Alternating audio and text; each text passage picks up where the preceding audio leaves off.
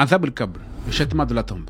Masih al-Dajjal, l'antichrist. Hur al-Ain, les femmes. Il paraît des femmes au paradis. Qu'Allah subhanahu wa ta'ala n'a jamais parlé des femmes au paradis comme étant Hur al-Ain. Hur al-Ain, c'est autre chose, ça n'a rien à voir avec des femmes au paradis. Les deux premières choses que nous venons de citer, qui est Azab al-Qabr et l'antichrist, ce sont des mythologies, ce sont des fables. Et bel et bien que ça n'a rien à voir avec l'islam. Nous les répétons parce qu'aujourd'hui, nous avons l'impression que les jeunes musulmans ou musulmanes sont matrixés à tel point qu'ils n'arrivent même pas à réfléchir de par eux-mêmes. Et ils avalent toutes ces choses-là. Si vous lisez Al-Qur'an al-Karim, non, le problème, ne lisez pas le Coran. Moi, je vous demande juste de lire ça. Si vous ne lisez pas le Coran, mais lisez ça, lisez votre livre. Lisez Sahih al-Bukhari, lisez Sahih Muslim.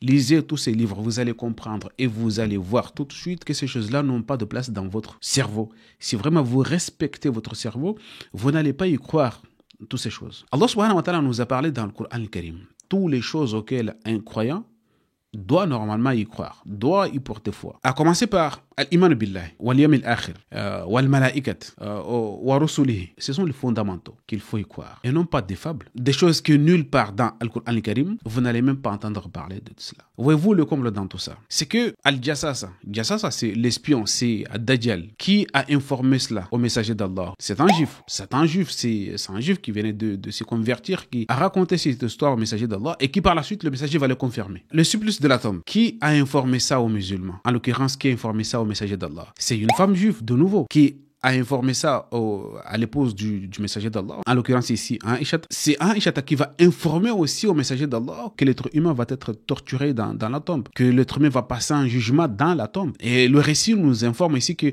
le messager d'Allah a été étonné de cette information. Comme sa femme aussi a été étonnée de cette information. Toutes ces choses-là dont la source principale, c'est quoi?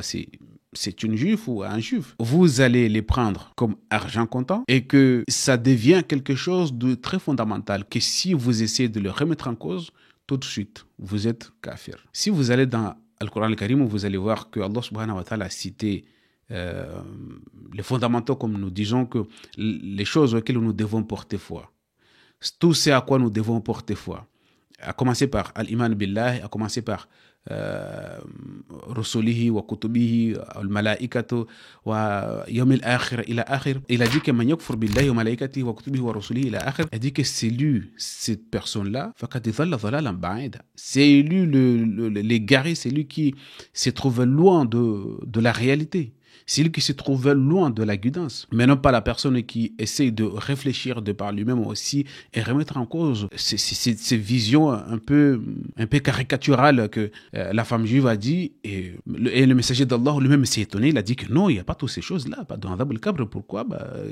D'où tu tires ça? Il a demandé à sa femme, d'où tu tires ça? D'où te vient cette idée que de raconter que c'est une femme juive qui l'a dit? Et tout de suite après, il paraît que c'est une révélation qui fait descendre auprès du messager d'Allah. Et nous n'avons pas cette révélation jusqu'à aujourd'hui. Mais vous savez, c'est une rajout. Et comme nous avons dit qu'il y a beaucoup de propos auxquels il y a tous ces rajouts.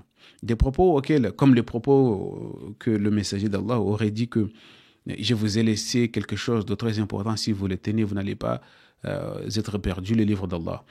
Et tout de suite après, vous allez voir les politicards qui vont rajouter le livre d'Allah et la sunna, le livre d'Allah et la famille, la Ahl Bayti, le livre d'Allah et ceci, le livre d'Allah et ceci. Ce qui veut dire que il y a un propos à l'origine qui devait être dite par le messager, parce que c'est un conseil qui pouvait lui dire que je ne vous laisse qu'une seule chose, le livre d'Allah. Si vous le suivez, vous n'allez pas être égaré. Mais tout de suite, cette information va être modifiée pour rajouter ce que les uns les autres ont envie de rajouter. Voilà, je vous ai laissé le livre d'Allah et Ahl al-Bayt. Je vous ai laissé le livre d'Allah et Atrat Ahl al-Bayti, je vous ai laissé le livre d'Allah et ma sunnati, je vous laisse toutes ces choses-là. Et il n'y a pas que ces récits, il n'y a pas que ces hadiths.